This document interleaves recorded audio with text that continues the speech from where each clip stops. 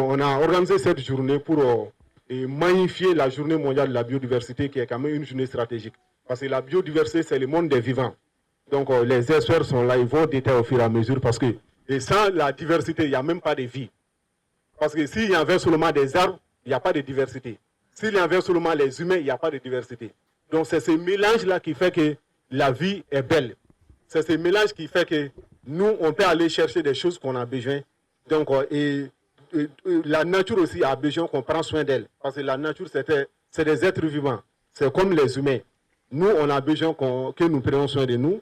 Donc, la nature aussi a besoin de ça. C'est pourquoi les arbres l'ont généré. Parce qu'il y a quelqu'un qui a pris soin de la nature ici. Si personne n'avait pris soin, ça allait être comme les centres-villes de Bamako. Donc, je pense que c'est vraiment important parce que sans la biodiversité, il n'y a pas de vie.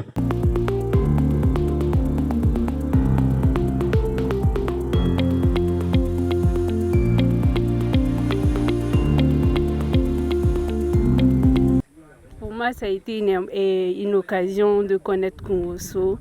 Et quand je suis venue, j'ai été impressionnée par la grandeur des arbres et puis surtout par la bienveillance du monsieur qui protège les lieux.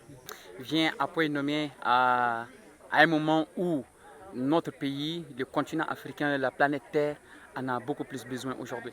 C'est quand nous essayons de constater aujourd'hui, via le comportement de l'homme, nous sommes en train de perdre aujourd'hui notre biodiversité. Nous sommes en train de perdre aujourd'hui tout ce qui compose cette biodiversité, notamment la faune et la flore.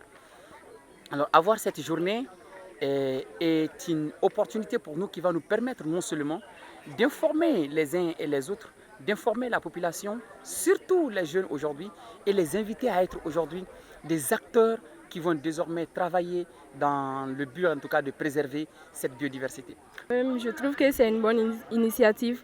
Et je suis ravie de participer à cette journée mondiale de la biodiversité, voir qu'ensemble que nous unissons nos forces pour protéger les écosystèmes et les espèces. Je suis vraiment ravie d'y participer. Bon, j'encourage quand même les participants à sensibiliser nos jeunes frères et sœurs qui sont à la maison.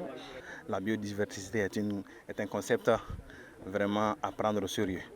Et il faut que les jeunes s'engagent dans le cadre de la biodiversité, afin qu'on ait des faunes et des flores dans l'avenir et pour la génération à venir. Ma participation aujourd'hui à cette journée de la biodiversité, qui est atypique dans l'année, et qui est le sujet est assez important pour nous de participer et à sensibiliser les autres à y participer aussi, parce que quand on parle de la vie, on parle de l'environnement. Donc pour avoir un corps sain, un âme sain dans un corps sain, il faut vivre aussi dans un environnement sain. Et on n'a pas un environnement sain sans du moins sans la biodiversité. Parce qu'il y a l'harmonie qui se tient entre les hommes et les faunes et les flores. Donc c'est très harmonieux de les vivre ensemble. Et je suis ravi de faire ma part, d'être participant. Et ma plus grande question est posée aux plus hautes autorités par rapport au recrutement des ingénieurs réseaux et forêts. Parce que de nos jours, tout le monde parle de l'environnement, tout le monde se soucie des désastres et tout le monde se demande par rapport à la conservation, à la préservation. Tandis que les gens ne se demandent pas par rapport au personnel humain. Parce que la forêt est restée vacante et il y a moins d'agents qui sont là. L'effectif des ingénieurs et des agents des eaux et forêts, tout le monde sait que cela n'est pas en capacité de couvrir tout l'état et que le matériel manque. Alors, sur ce, comment on se demande alors de conserver et de protéger cette ressource que nous avons alors? Comment on se demande alors, pourvu que la forêt est restée vacante? Je me vois il y a une trentaine, quarantaine d'années.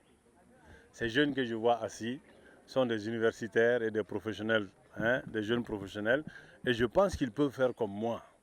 Commencer une entreprise, une initiative aujourd'hui et en parler dans 20 ans, 30 ans, 40 ans. Pourquoi pas? Donc vraiment, je suis comblé de les voir ici et de les avoir ici et surtout de partager toute mon expérience.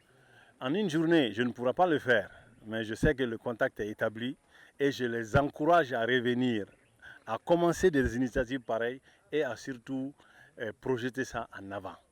Parce que vous savez, le Mali, quand il devenait indépendant aux années 1980 et 1960, on avait dit qu'on ne crée pas une école sans une portion de nature. Et petit à petit, on a créé des écoles et on a oublié cela. Mais aujourd'hui, moi, j'ai cette forêt de 6 hectares là qui est utilisée par et les universitaires, et les chercheurs, et les élèves, et les écoliers. Tout le monde y a son compte. Et surtout la communauté locale qui est là, qui s'est appropriée de cette forêt.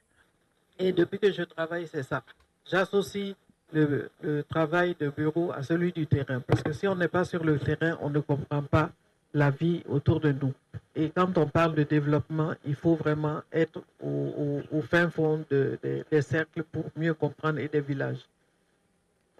Nous avons une expérience quand même de connaissance par rapport à toutes ces thématiques environnementales. Mais moi, je remercie vraiment la présence du ministère de l'Agriculture et du ministère de l'Élevage.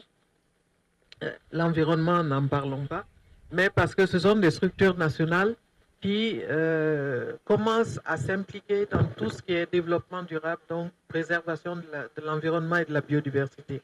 Parce qu'on ne peut pas avoir des structures qui évoluent en vase clos.